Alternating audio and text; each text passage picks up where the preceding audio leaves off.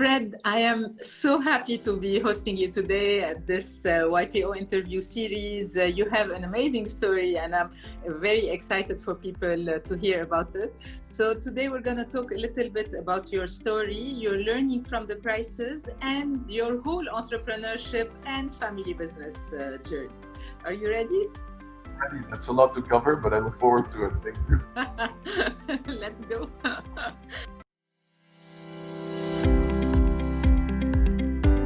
I was born in Saudi Arabia. That's because my father was working in Saudi Arabia back then. My grandfather set up shop in Saudi Arabia in 1950, left Lebanon, and so he was one of the first watchmakers and jewelry store owners in Saudi Arabia. But then very quickly moved to Switzerland, where I was in boarding school from the age of 6 to 17.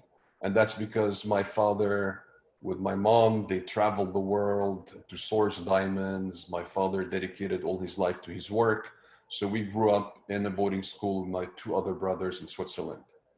Then after school, I went to the US, where I studied business at Pepperdine University. Then I studied gemology. So I became a graduate gemologist, and very quickly at 21 started working in the family business.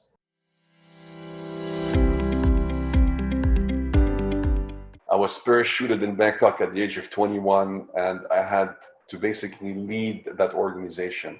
And that's how I learned about leadership. I worked 14 hours a day. I made lots of improvements to the organization. The first thing that I did is I started going and learning every single position.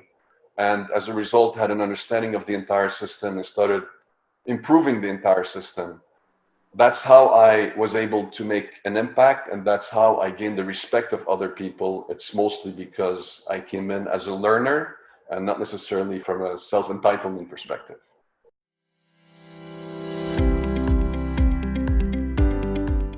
So I worked for about 3 years for the family business, found it difficult at the time. I faced challenges working with my father. I encountered some resistance, some tension, like in most family businesses. So I decided to actually go back to school. That's when I went to Harvard Business School. And then afterwards, I wanted to build my own ventures. So I started a number of different companies in the food service business. I started a coffee chain, a pizza chain, an ice cream chain. I started the media company. I started the Dotcom. And in 2010, my father called me in August of 2009, and he said, I'm thinking now of potentially retiring, and I'd love for you and your brothers to get involved. And then he calls me back 2 weeks later saying, well, the plan is going to be on the 1st of January 2010. So just 3 months after he had spoken to me. In hindsight, it's because he knew he had to undergo a second open heart surgery, which he did go through successfully in February of 2010. But then he still did hand over on the 1st of January 2010. And so with my brothers, we've been looking after the business for the last decade.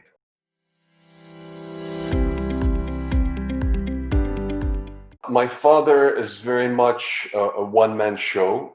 It's a self-proclaimed one-man show. He says it, and that's his business model. That's why he was very effective in what he did. He made all the decisions. He didn't have to report to anyone. He had the freedom to act very quickly. And I think that was one of his strengths, and that's the way he built the organization to a certain point.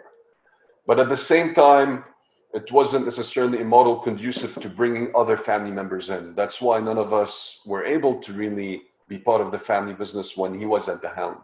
And he knew it. He knew it, and he knew he wanted to be in full control or not in control at all. And that's what he did. So it's very unusual to make such a transition, but that tells you a little bit about his own style. He did not want to have anybody interfere, so he preferred to completely transition.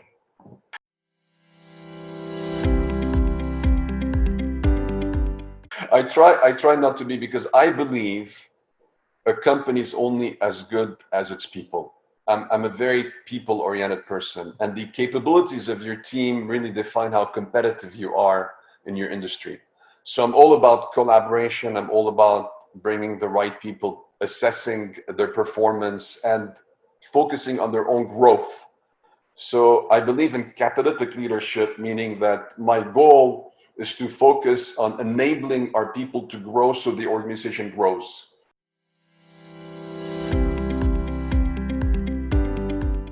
So when I got into the family business, the dynamics very quickly shifted. We could no longer apply the traditional model of CEO, chairman, when you're two brothers and three brothers managing the business. We very quickly decided to say, look, we're all at the same level. This is a family business. We are the fourth generation, and we have a duty. And our duty is to guard our heritage and to manage the company so it stays relevant, it remains relevant into the future.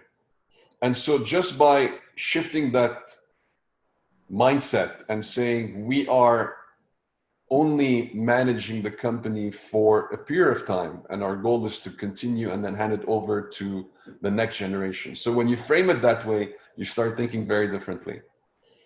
And then the other concept which we put in place was not to put performance first, but family first. And we wanted to be in a situation where we were taking operating roles and then blaming each others for lack of performance. So we said, well, let's build a management team. Let's make the management team responsible for execution. We are going to guide. We're going to be responsible for strategy. We're going to guard the company. We're going to be co-guardians of the company. But we are going to make our management responsible for execution. So I'm going exactly through that process, Christine. My son is 23. He will be finishing his gemological studies in 2 months. We already had discussions, and I'm concerned. I'm concerned. I don't want to make the same mistakes maybe that I've seen in other families, or maybe even in our own family. I don't want to be too pushy. I want to understand how he feels, my son, how he feels. And maybe the same way we found a way of working with my brothers, I'll have to apply the same model and understand what he's passionate about, understand how he wants to contribute. And hopefully I'll be patient enough to nurture passion in him and have him involved in the family business without losing my patience. So that's my concern.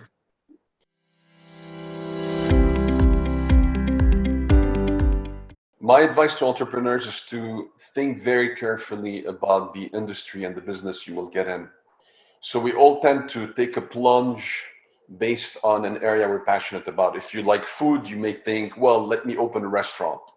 But a restaurant business may not necessarily be the right business in the city you're in and so forth. So before you take the plunge, before you say, I'm going to start a specific venture, make sure you understand the industry.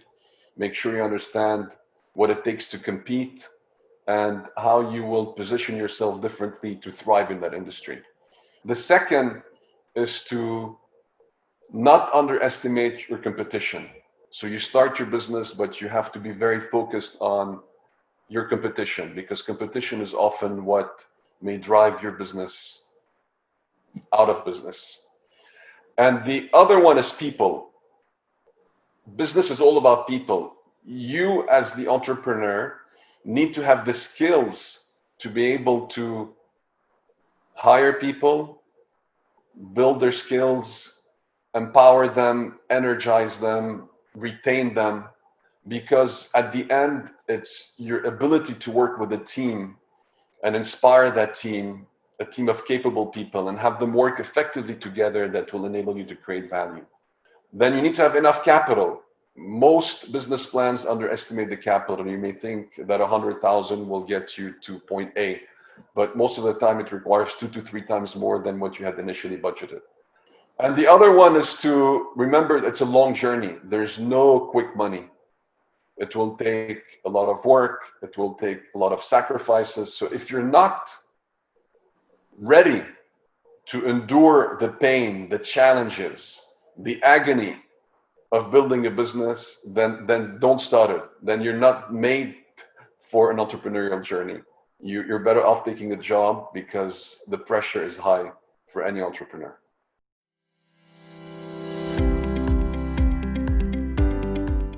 Now, I've learned a tremendous amount in my career And I think I wouldn't have learned as much would I have stayed in the family business. So the fact that I left early and I built different businesses, and then I got into the family business allowed me to transfer a lot of the experience that I gained, a lot of the skills, a lot of the know-how. I transferred it very quickly over to the family business.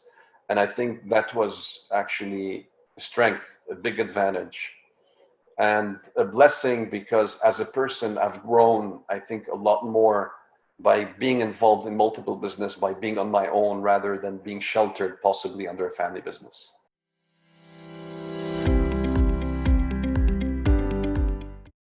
Pre-COVID was all about how do you innovate. That was a big topic. So every one of my companies, we thought about innovation, how to create additional value. When COVID came in, for me, it was no longer innovation, it was adaptation. You know, what do you need to adapt to the new environment? And that requires a different focus. So for example, if your sales are down, then you may have to adjust your cost. There's nothing innovative about reducing the cost of your organization, but it is an adaptive move because you're actually cutting costs in order to be able to still service your clients at lower revenue levels, right? So it was all about adaptation, number one. Number two, it was the well-being of our staff. What we decided to do is actually retain all our staff, but we wanted to share the pain. So for about 4 months, all our management team, including the lower levels, accepted to take a salary cut. So everybody understood the situation we were in, and everybody was willing to make a small sacrifice to help the company weather the storm. And then thinking about the world post-COVID. So we know now people are more open to buying online. E-commerce has grown during that period. So we're relooking at our e-commerce strategy, although we're in the ultra high end, and we still think that the human relationship is very important. So we want to continue that way, but we still have to do a lot more online in order to reach our clients and also organize these in-person events to build these personal relationships. So we're adapting to this new environment as an organization.